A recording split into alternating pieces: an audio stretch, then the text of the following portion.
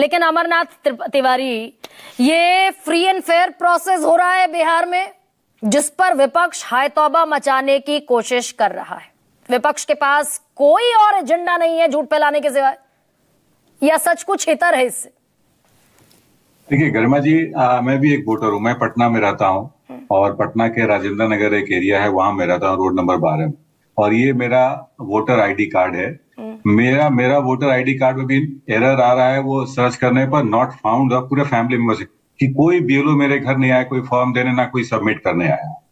तो ये सच्चाई है। और कल जब इसका प्रारूप का फर्स्ट लिस्ट आया तो हम लोग पटना के आसपास के किसी गांव में थे। विक्रम एक जगह है पटना से 35 किलोमीटर दूर, वहां पर थे। गांव में लोगों से बात करने के लिए उनका क्या मत है, लोग कह रहे थे कि बिल्कुल अफरा कहीं पर ग्राउंड लेवल पर बीएलओ का विजिट नहीं हुआ है बिहार में, और अफरा तफरी का माहौल रहा है। कहीं कहीं अर्बन एरियाज में गए होंगे, वो मुझे पता नहीं, गए होंगे, लेकिन जहां मैं गया वहां लोगों ने ये कंप्लेन जरूर की।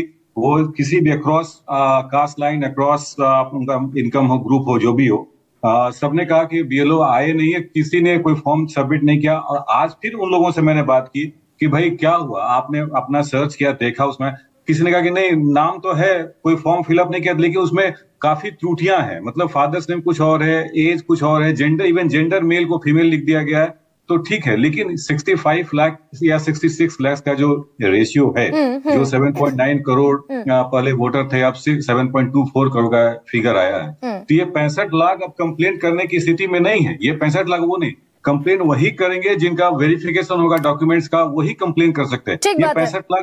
ये 65 लाख रोड पर खड़े हो गए। और ये तो क्लेम भी नहीं कर सकते, क्लेम भी नहीं कर सकते। इनका लिस्ट में नाम ही नहीं। इनको अगर करना होगा तो ये फिर से इनको फॉर्म 6 भरना होगा, फिर से फ्रेश अप्लाई करना होगा कार्ड के लिए। तो ये 65 लाख तो गए। और 4 डिस्ट्रिक्ट हैं बिहार में, पटना भी है जिसमें भागलपुर है, गोपालगंज है, पूर्णिया, किशनगंज है, जहाँ के 10% से अधिक लोगों का नाम हटा है। कुछ दरभंगा में 2 कंस्टिट्यूंसी है जिसमें हम लोग देख रहे थे, बहादुरगंज, अलीनगर, यहाँ तो 15 to 18% लोगों का डिलीट हुआ है नाम। अब ये कैसे हुआ, क्यों? 22 लाख लोग मृत घोषित किए गए। अब उसमें 5-10 लोग भी का नाम अगर उनको पता हो तो हम लोग वहां जाके वेरीफाई कर लें, और उससे शायद इलेक्शन कमीशन को भी फायदा हो। अच्छा सर, ये भी चौंकाता है क्या? मुझे करेक्ट कीजिए इफ आई एम रॉन्ग, कि ये रिवीजन मतलब जुड़ना भी और घटना भी। जो ये दोनों तो जुड़ा, एक भी वोटर नहीं जोड़ा चुनाव आयोग ने। कोई फिगर अभी हमारे पास नहीं आया है। हम लोग खुद ढूंढते रहे कि जुड़ना चाहिए, कोई जुड़ा। डिलीशन का ही मतलब नाम हटने का ही, डिलीशन भी पता नहीं, non inclusion in the list, ये वर्ड है, इट्स नॉट डिलीशन। वो लिस्ट में आपका नाम नहीं आ पाया, आप उनको चैलेंज भी नहीं कर सकते क्यों हटा। आप फ्रेश अप्लाई कीजिए, फिर से ऑनगोइंग प्रोसेस ये हमेशा चलते रहता है इलेक्शन कमीशन। और सर, ये अगर ये एपिक नंबर दे देता चुनाव आयोग, और बूथ नंबर दे देता, और पता एड्रेस दे देता, तो क्या ये कंफ्यूजन थोड़ा कम होता? बिल्कुल इजी होता, और पत्रकार के नाते भी इजी होता। हम लोग भी वहां पर जाके चेक कर पाते, क्रॉस चेक कर पाते कि सही है, कौन मरे हैं, तो कब मरे, क्या उनका डेथ सर्टिफिकेट लिया गया, तो इजी होता हमारे लिए काम करने के लिए, बाकी लोगों के लिए समझना।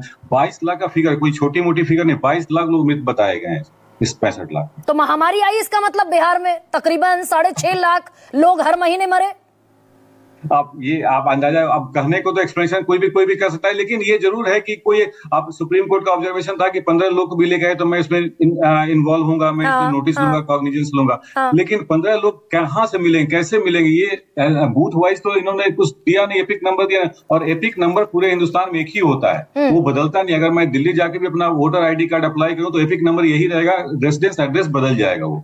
तो फिर वो बताने में कोई हर्ज नहीं था। अभी भी हमारे ऑफिस से फोन आ रहा है लगातार कि भाई बूथ वाइज कुछ डेटा हो तो पता करो, लेकिन ये यहाँ इलेक्शन कमीशन भी, अभी मैंने बात किया, वो अनेबल है देने में कि नहीं, जो लिस्ट में आया है वही लिस्ट आएगा, और 7 दिन के बाद फिर वेरिफिकेशन होगा डॉक्यूमेंट्स का, और आप फ्रेश अप्लाई करेंगे तो फ्रेश एप्लीकेशन में भी अब आधार पर काम नहीं चलेगा। 11 डॉक्यूमेंट जो डिमांड किए थे उसी में से कोई एक डॉक्यूमेंट आपको देना होगा फ्रेश अप्लाई करने पर भी। और अभी एक और एक्सप्लोजन बाकी है क्या सर, कि भाई अभी तो स्क्रूटनी होगी फॉर्म, अभी तो दस्तावेज लिए जाएंगे, वो दस्तावेज 20% लोगों के पास है, 80% लोगों के पास है नहीं। एक ऑन एन एवरेज एक बात निकल के आई है कि लगभग 4 करोड़ लोग जो बिहार में हैं वो उन्होंने दस्तावेज नहीं दिया, वो सिर्फ फॉर्म फिलअप किया, और शायद वो लेने वाले बोले कि आप भी इसी तरह सिग्नेचर करके दे दीजिए। और हमारे आसपास के लोग भी ऐसे आप बताए गए। तो अब अगर ये बात सही है, अगर 4 करोड़ का फिगर सही है, तो आप अंदाजा लगा लीजिए कि 7 दिन में कैसे वेरीफाई कर पाएंगे डॉक्यूमेंट्स को। और फिर अब इसमें भी नाम डिलीट होना, इसमें भी नाम हटना है, किसी का पाया जाएगा डॉक्यूमेंट प्रॉपर है नहीं है, देखेंगे लोग, तो 7.25 का जो फिगर, इससे भी कम होना है वोटर का लिस्ट। कितना कम हो जाएगा सर? और क्या ये पर ये स्क्रूटनाइज होगा सुप्रीम कोर्ट में? निश्चित तौर पर फिर तो होगा। बिल्कुल, सुप्रीम कोर्ट को इसको कॉग्निज लेना चाहिए, और शायद 12-13 अगस्त का जो नेक्स्ट हियरिंग है सुप्रीम कोर्ट में, सुप्रीम कोर्ट शायद उसको इस बात का नोटिस ले और कुछ, लेकिन सुप्रीम कोर्ट सजेशन दे रही है, फाइनल ऑर्डर पता नहीं, हम लोग वेट कर रहे हैं कि फाइनल कुछ ऑर्डर दे ताकि इलेक्शन कमीशन मांगे उसको। वो एक टेम्पोररी अपना एक ऑब्जर्वेशन